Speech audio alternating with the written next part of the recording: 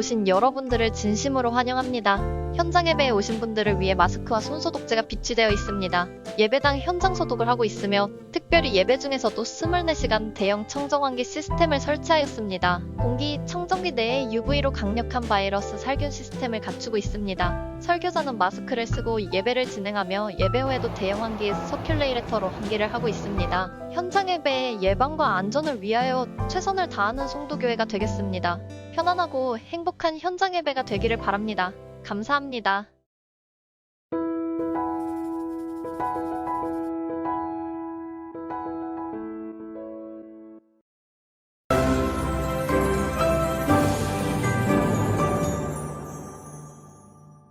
실은 오늘 말씀은요, 성령을 따르라입니다.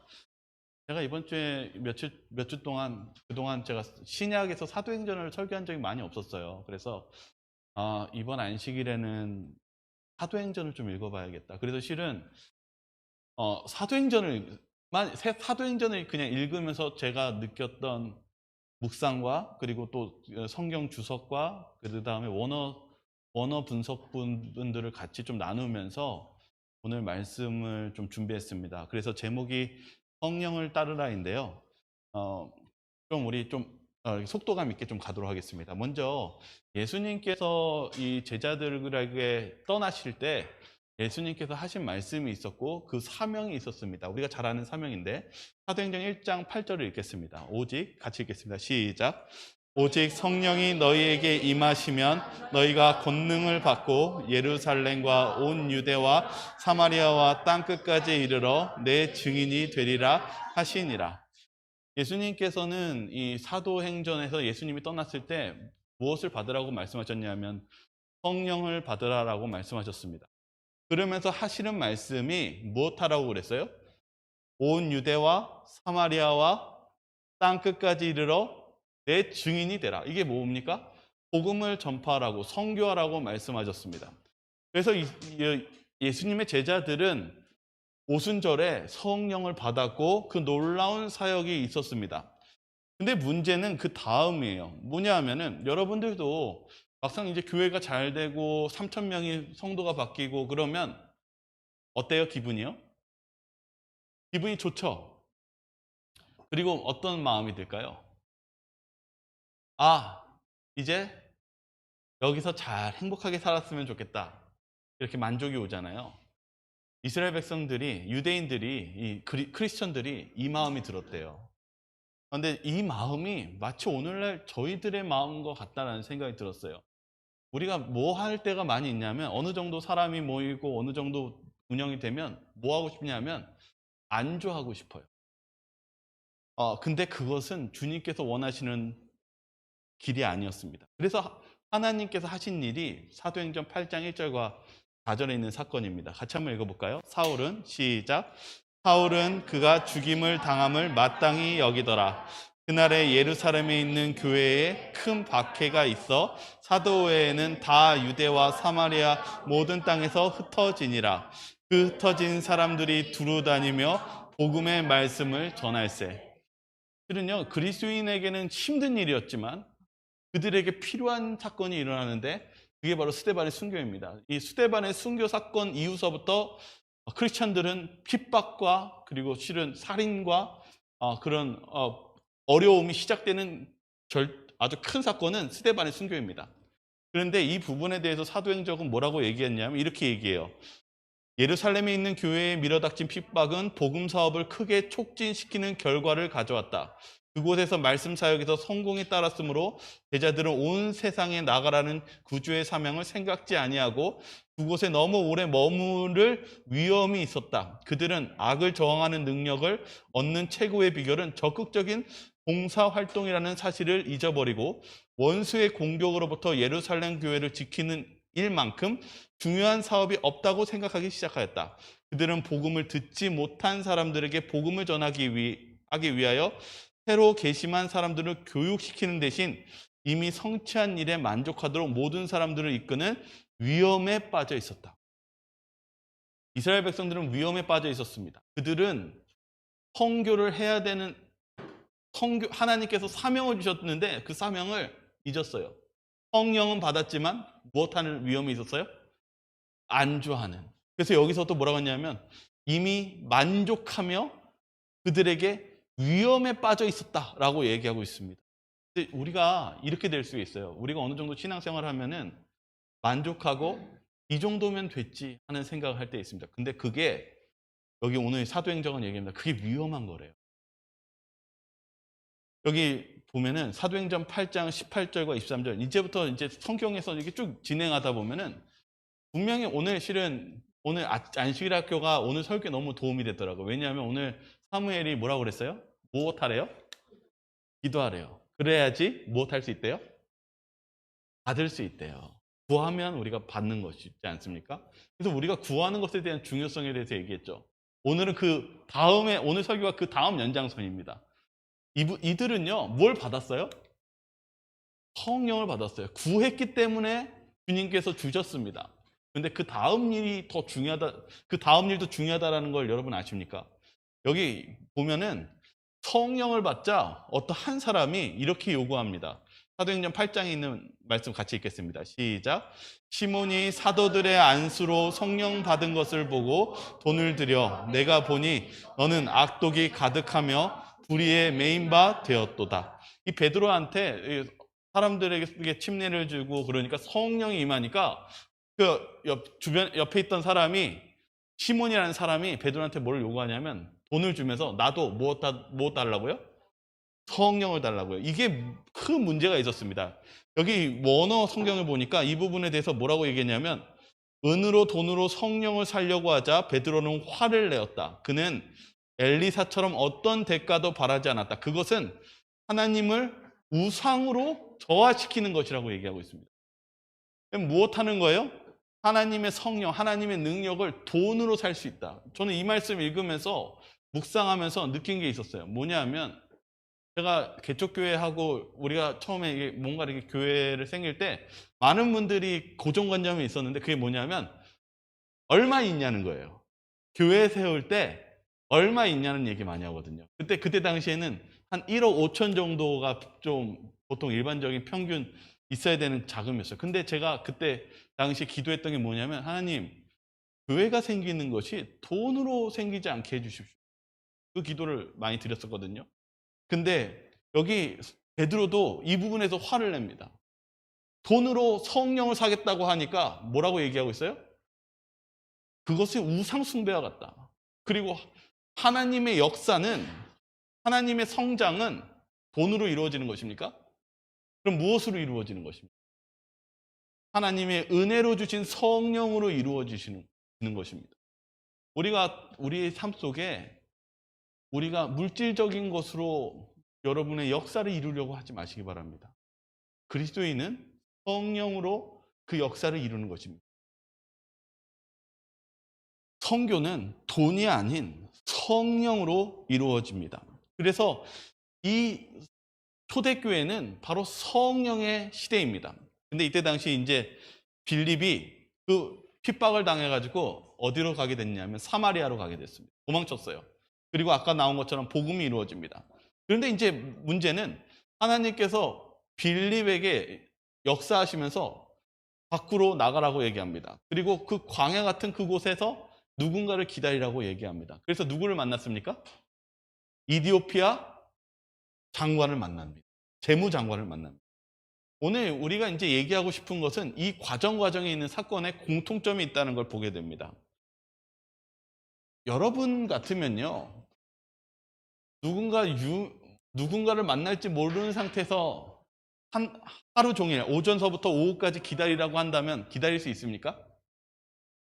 혹시 여러분들은 핍박을 당하는 가운데서 여러분들이 그 모르는 곳에 가서 나아가야 될 때 주님의 말씀에 순종하고 나아갈 수 있겠습니까? 오늘 이 과정 속에요, 계속적인 성령의 역사가 반복됩니다. 사도행전 9장 1절입니다. 사울이 스데반을 죽이고 나서 사도행전 9장 1절에 이렇게 기록되어 있습니다. 같이 한번 읽겠습니다. 사울이, 시작. 사울이 주의 제자들에 대하여 여전히 위협과 살기가 등등하여 대제사장에게 가서, 여기 보면은 등등이라는 게 나오죠. 살기가 등등. 이게 엠프네온이라는 헬라어인데요. 이게 뭐냐면 숨쉬다, 살기와 위협이 마치 그의 성격처럼 헐떡거리다 라는 뜻인데요. 이게 뭐냐면요. 혹시 여러분 흥분한 사람 보셨어요? 굉장히 화가 나면 숨을 어떻게 해요? 이거 달리기 뛰는 것보다는 하면서 씩씩거리죠. 바울이요. 지금 스데반 죽이고 나서 사람들 잡아서 죽이고 나서 다메섹으로 가는데 이러고 갔대요. 어떻게 가는 거예요? 씩씩거리면서 무엇하고 있어요? 사람 죽이려고 가고 있는 거예요. 이게 사도행전 9장 1절에 있는 말씀입니다. 여러분, 그리스도인들이 핍박당할 때 바울을 보면 어떤 느낌이 들었을 것 같아요? 이걸 보니까요. 마을에 가고 어린아이, 여자, 남자 할 것 없이 잡아서 죽이거나 정말 어떻게 보면 죽이고 그리고 폐역해 하고 찢고 그 일을 바울이 했을 때 여러분 바울을 어떻게 바라봤을까요? 이때 당시 초대교회 그리스도인들이요. 공포심에 쌓여 있었습니다. 근데 우리가 이제 알아봐야 되는 것은 그 다음이에요. 예수님께서 나타나셔서 바울을 만납니다. 사도행전 9장 4절과 5절 한번 읽어보겠습니다. 땅에 시작. 땅에 엎드려져 들음에 소리가 있어 이르시되 사울아 사울아 내가 어찌하여 나를 박해하느냐 하시거늘 대답하되 주여 누구시니까 이르시되 나는 내가 박해하는 예수라.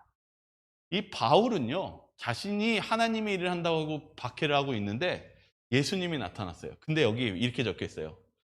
사울아 사울아.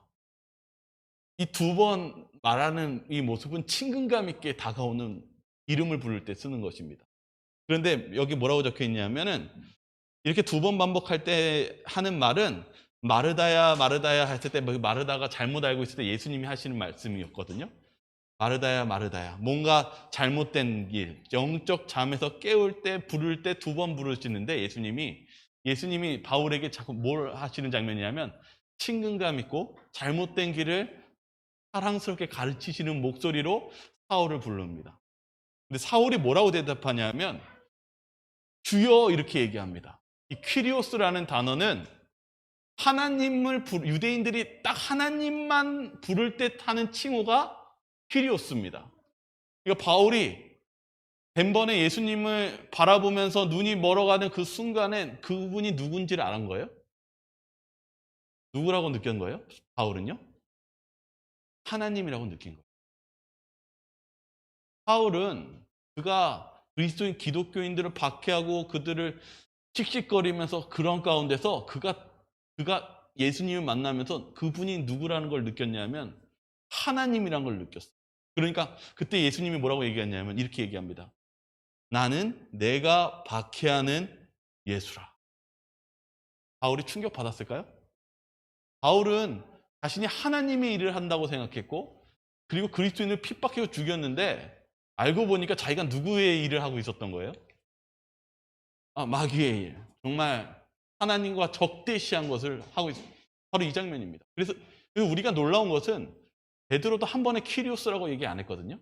누가 퀴리오스라고 했냐면 백부장이 퀴리오스라고 얘기했어요. 근데 여기 지금 바울은 그가 잘못한 일하고 딱 예수님 정면 만났을 때 바로 단번에 알았어요. 누구라는 걸요? 하나님이라는 걸. 이때 충격을 받습니다. 예수님은요, 하나님은 우리를 얼마나 사랑하실까요? 이 성경의 학자들은요, 이 장면이 바로 요나서에서 그 니느웨 백성들을 사랑하시는 용서하시고 사랑하시는 그 하나님의 품성이 이 바울에게서 나타났다고 얘기하고 있습니다. 그렇지 않습니까? 바울은 우리가 봤을 때 아니면 기독교인이 봤었을 때는 죽어야 마땅하는 하나님으로부터 벌을 받아야 되는 존재입니다. 하나님께서는 그에게 기회를 주십니다. 용서하시고 다시금 주님께 돌아갈 수 있는 기회를 주십니다. 얼마나 은혜롭고 자비로우신 분이십니까? 제가 이걸 읽으면서 느낀 것은 하나님의 사랑이 이런 게 사랑이었구나. 왜냐하면 하나님은 그런 바울을 180도로 바꾸십니다. 여기 좀만 더 보죠. 여기 사도행전 9장을 보면은 이 내용 속에서 이 바울의 이야기가 이어집니다.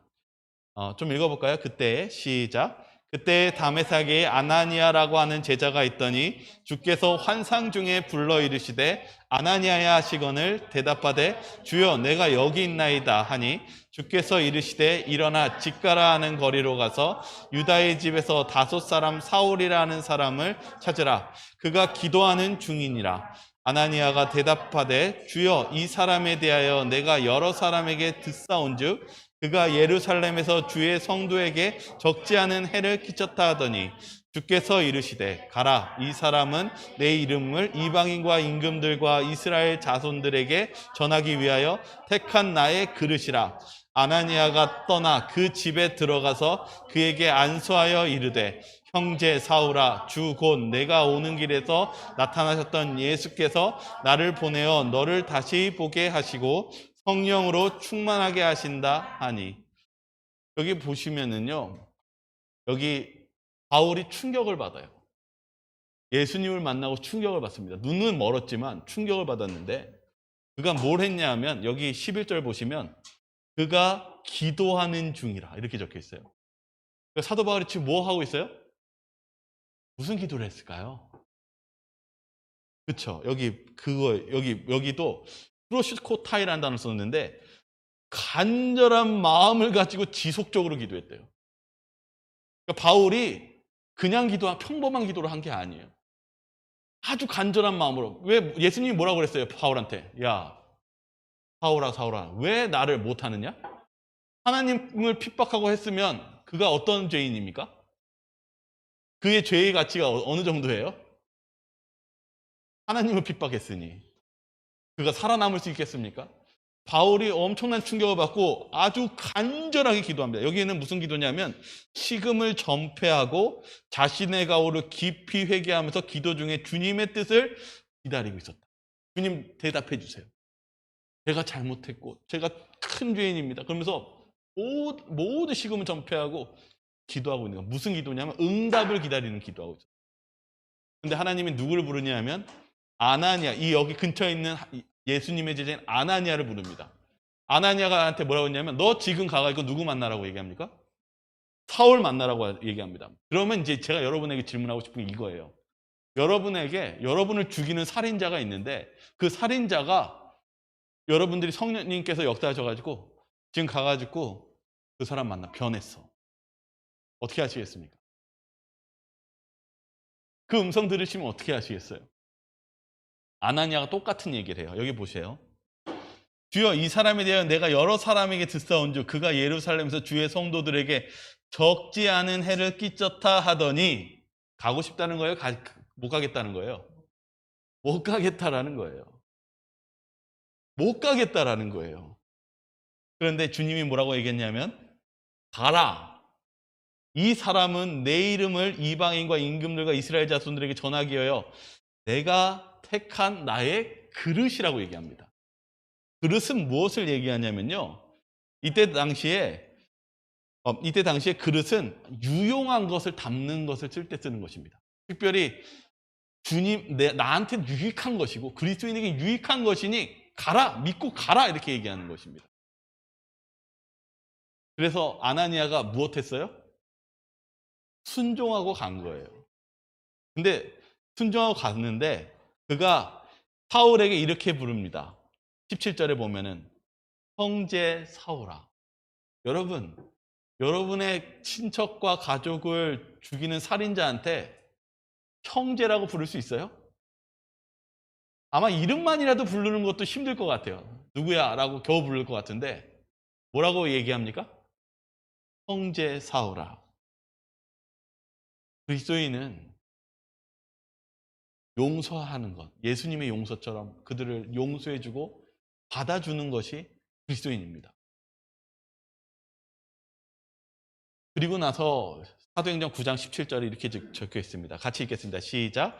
아나니아가 떠나 그 집에 들어가서 그에게 안수하여 이르되 형제 사울아, 주 곧 내게 오는 길에서 나타나셨던 예수께서 나를 보내어 너로 다시 보게 하시고 성령으로 충만하게 하신다 하니 즉시 사울의 눈에서 비늘 같은 것이 벗겨져 다시 보게 된지라. 일어나 침례를 받고 즉시 각 회당에 예수가 하나님의 아들이심을 전파하니.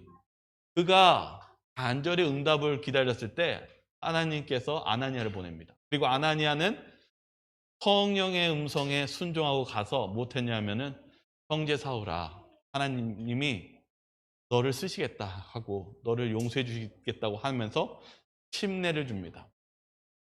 사도 바울의 기분이 뭘 느꼈습니까? 하나님께서는요, 그를 가족으로 삼아 주셨어요. 그리고 침례를 주면서 무엇이라고 얘기하십니까? 이제 하나님의 자녀가 되었다라고 선포합니다. 바울이 무엇을 느꼈습니까? 하나님의 용서와 사랑을 그 응답을 받자 여기 보면은 즉시로 각 회당에서 예수가 하나님의 아들이심을 못해내면 전파합니다. 이제 바울이요, 이제 좀 이따 이제 쭉 읽어보면 어디로 가냐면 예루살렘에 가는데요. 예루살렘에 가니까 많은 사람들이 놀래고 그러면서 무엇하냐면 많은 유대인들이 분노해서 실은 암살하려고 합니다. 근데 바울이 무슨 마음을 가지고 있었냐면 순교할 마음을 가지고 있었어요.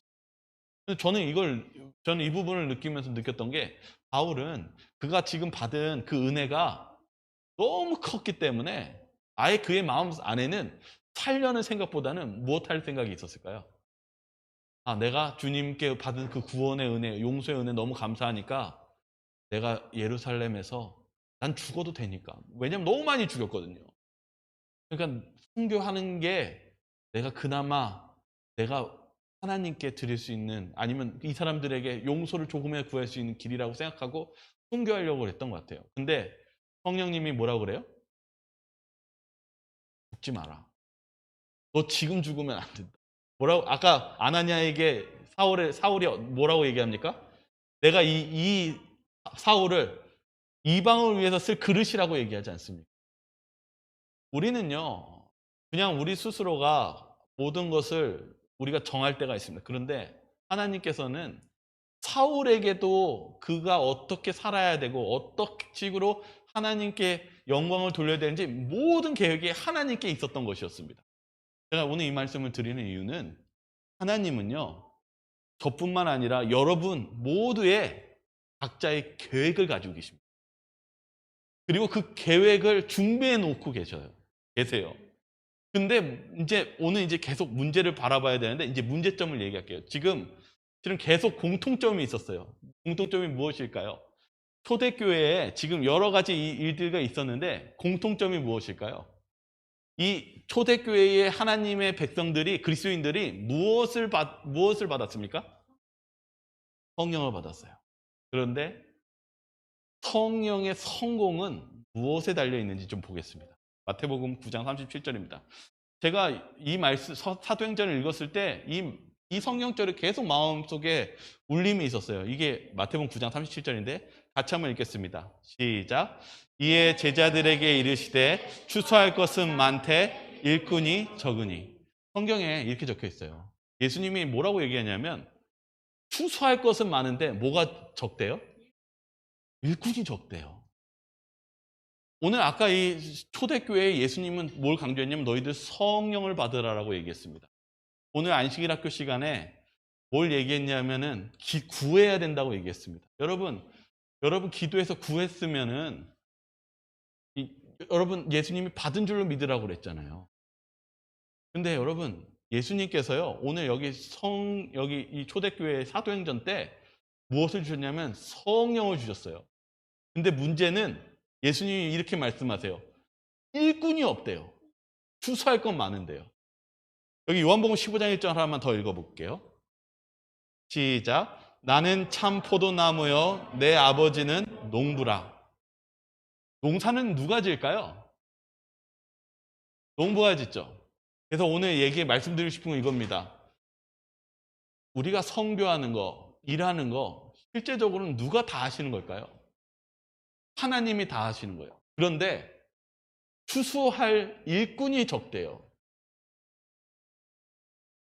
여기 하나만 더 볼게요. 여기 일꾼에 대해서 설명하는 것 중에 여기 고린도후서 11장에 이런 말씀이 있습니다. 같이 한번 읽겠습니다. 시작. 그런 사람들은 거짓 사도요 속이는 일꾼이니 자기를 그리스도를 사도로 가장하는 자들이니라. 그러므로 사탄의 일꾼들도 자기에 의해 일꾼으로 가장하는 것이 또한 대단한 일이 아니니라. 그들은 마지막은 그 행위대로 되리라.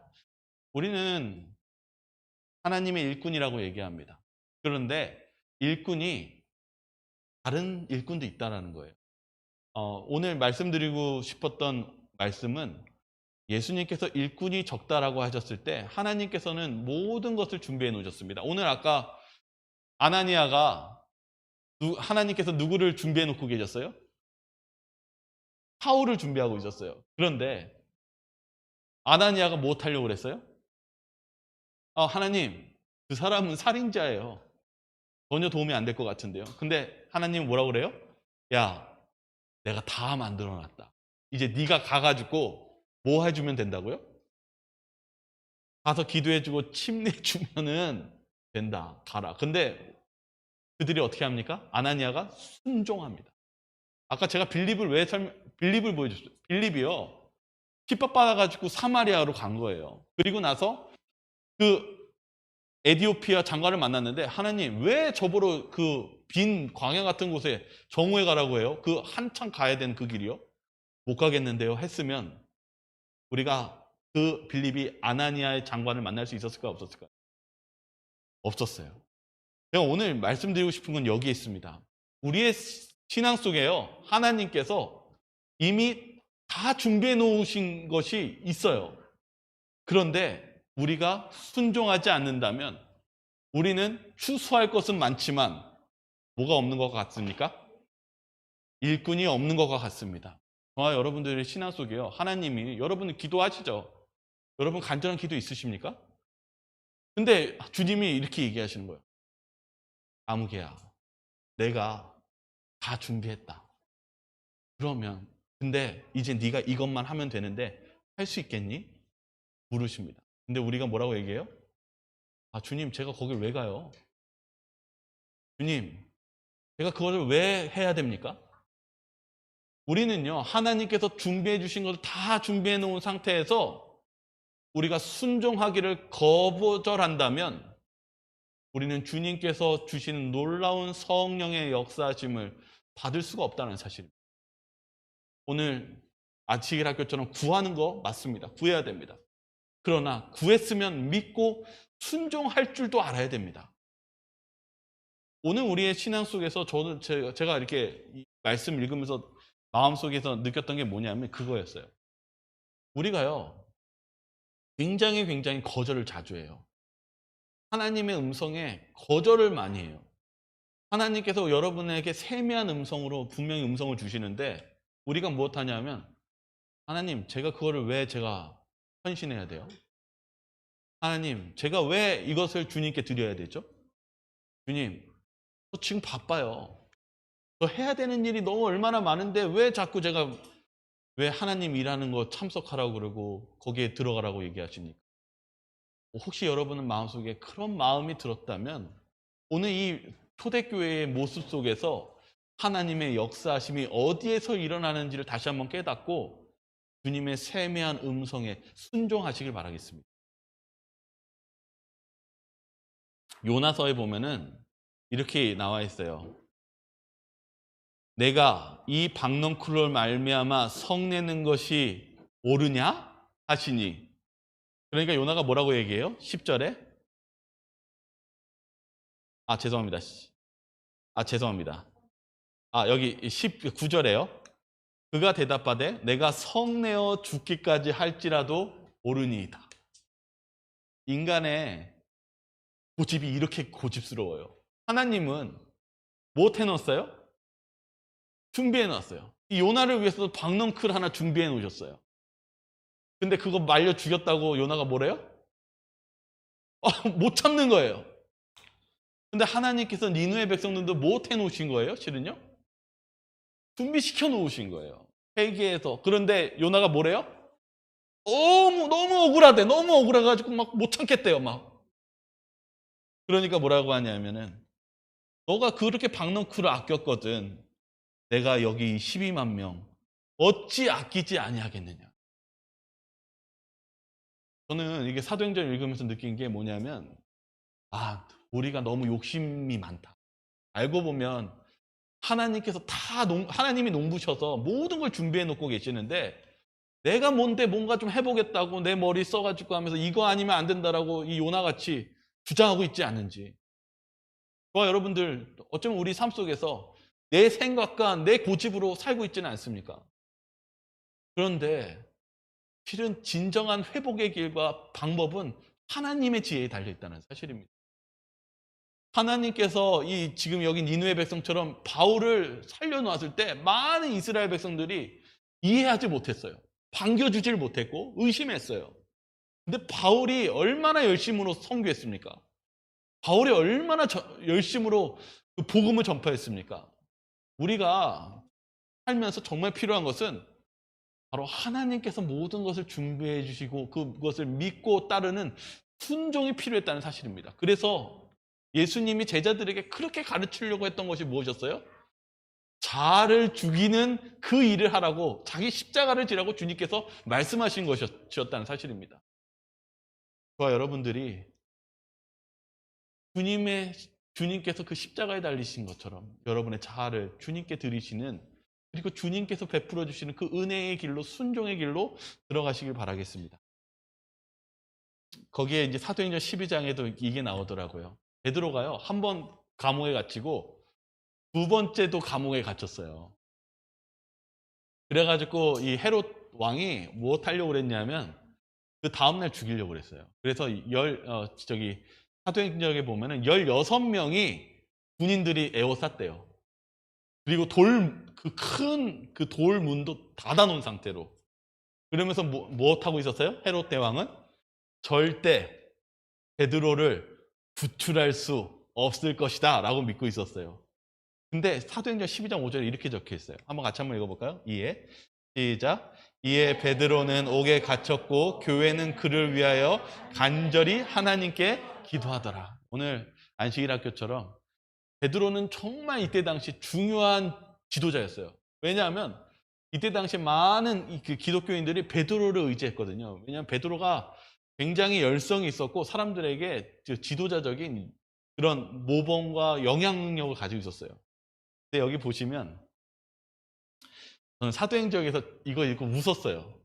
여기 뭐라고 적혀 있냐면 자신이 꿈을 꾸거나 아니면 환상을 보고 있는 것이라고 믿고 무의식적으로 순종한다. 다시 한번 천사는 겉옷을 입고 따라오라고 명령한다. 천사의 문을 향하여 걸어가자 항상 수다스럽던 베드로도 지금은 놀라 잠잠히 따라간다. 여기 보면 베드로가 하나님의 기도의 응답을 받았어요. 그 성도들의. 근데 여기 보면은 제가 웃었던 것은 항상 수다스럽던 베드로. 저는 이게 너무 기쁘더라고요. 이게 베드로를 비하하는 게 아니라요. 여러분들은 의인이 어떤 사람이 의인인 것 같아요? 마치 도사처럼 하고 있는 것이 그리스도인의 의인의 모습 같습니까? 근데 베드로가 이제 변화되고 하나님 믿는데 어떤 사람이래요? 항상 무엇했대요? 수다스럽대요. 하나님께서는 우리의 개성을 남겨놓으셨어요. 그런데 이 베드로는 밝고 말 많이 하는 그러한 베드로였다고 얘기합니다. 그런데 그러함 속에서 그는 항상 무엇 하려고 했냐면 누구의 말씀에 순종하려고 했어요? 예수님, 성령의 말씀에 순종하려고 했어요. 물론 사도시대 때 그가 이방인들을 전도하지 않으려고 했을 때 하나님께서 그 짐승들을 보여주면서 3번씩 보여줬어요. 그럼 그걸 보여주고 나서 베드로는 또 어떻게 했습니까? 순종했어요. 지금 왜 얘기해 드리냐? 아무리 사도일지라도 자아가 있어요, 없어요? 있어요. 저희들이 오늘 회개했다 해도 내일 우리 자아는 살아납니까? 살아납니다. 그래서 바울도 뭐라고 했냐면 내가 죄인 중에 괴수라고 얘기하고 내가 매일 죽노라라고 얘기합니다. 우리에게 필요한 게 뭐냐면 우리는 매일 매순간 예수님을 바라보며 주님께 순종할 것, 그리고 내 자아를 주님 앞에 드리는 그 제사를 드림으로써 우리는 예수님과 가까워진다는 사실입니다. 그리고 그 안에 하나님의 놀라운 역사심을 하심을 우리가 체험할 수 있다는 사실입니다. 여기 그래서 이렇게 얘기합니다. 사도 시대와 마찬가지로 실제로 오늘날도 하늘의 사자들은 슬퍼하는 자를 위로하고 회개하는 사람을 보호하며 사람들의 심령을 그리스도께 인도하기 위하여 온 세상에 다니고 있다. 이 천사들이 다니고 있대요. 오늘도 우리가 사도 시대에 경험한 것처럼 오늘도 우리는 하나님의 성령의 역사를 체험할 수 있습니까? 있습니다. 우리도 체험할 수 있습니다. 우리가 어떻게 하면은 그 하나님의 초대교회처럼 그 성령의 역사를 체험할 수 있습니까? 맞아요. 성령의 음성에 순종한다면. 오늘 이 초대교회가 무엇할 때 하나님의 성령의 역사를 체험했냐면 그분의 말씀에 순종했습니다. 이게 아닌데요가 아니라 잘 알지는 못하지만 제가 주님의 말씀에 따라 순종하겠습니다. 오늘 우리의 삶 속에서도 그러한 삶을 사시길 바랍니다. 예수님께서는 우리와 함께하고 계시고 그리고 그런 하나님께서는 우리 성령을 통해서 우리 마음에 역사하고 계신다는 사실을 오늘 주님께서 말씀하셨습니다. 그래서 오늘 말씀은 4가지로 좀 정리했습니다. 첫 번째는 성령님의 세미한 음성을 들으시기 바랍니다. 그리고 두 번째는 하나님께서 이미 다 준비해 놓으셨다는 것을 좀 믿으시기 바랍니다. 그러니까 여러분들이 하나님이 마음속에 아마 그런 게 있잖아요.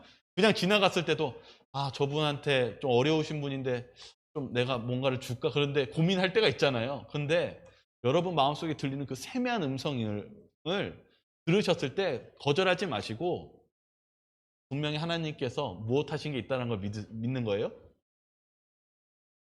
그냥 맨 땅에 헤딩하는 것이 아니라 하나님께서 그 과정에 이미 다 준비해 놓고 계셨다는 것을 믿으시고 순종을 해보시기 바랄게요.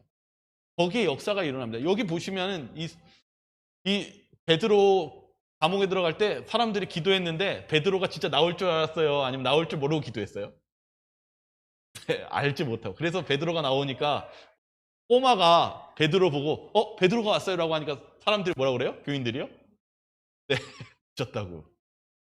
실은 우리가 뭐 할 필요가 있냐면 우리가 기도할 때 하나님께서 무엇 하신다는 걸 믿어야 되냐면 준비하고 계시고 그것을 이미 다 추수할 수 있도록 다 준비해 놨을 때 우리는 무엇 하는 게 필요합니까? 낯들고 순종하고 가서 되면 됩니다. 그래서 여러분 하나님께서 준비하심을 믿으시고 예수님의 은혜를 생각하시기 바랍니다. 그리고 그것을 순종하시기 바라겠습니다. 그러면 주님께서 여러분들의 삶 속에 그 풍요로운 그 풍요와 하나님의 영광과 하나님의 선물을 주실 것입니다. 저와 여러분들이 그러한 삶을 사시길 바라며 오늘 말씀을 마치도록 하겠습니다. 기도하고 마치겠습니다.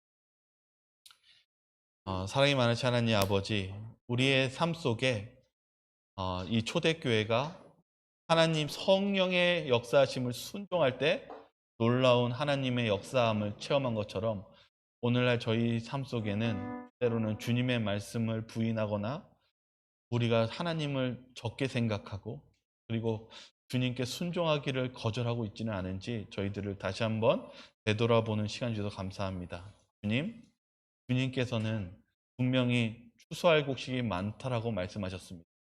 그리고 주님께서 준비해 놓으셨다라고 말씀하셨습니다. 저희들이 그 주님의 준비하신 것을 믿고 저희들은 어린아이와 같이 순종하고 나아가는 그런 주님의 일꾼이 되게 하여 주시옵소서. 저희를 사랑하시는 예수 그리스도 이름으로 기도드립니다.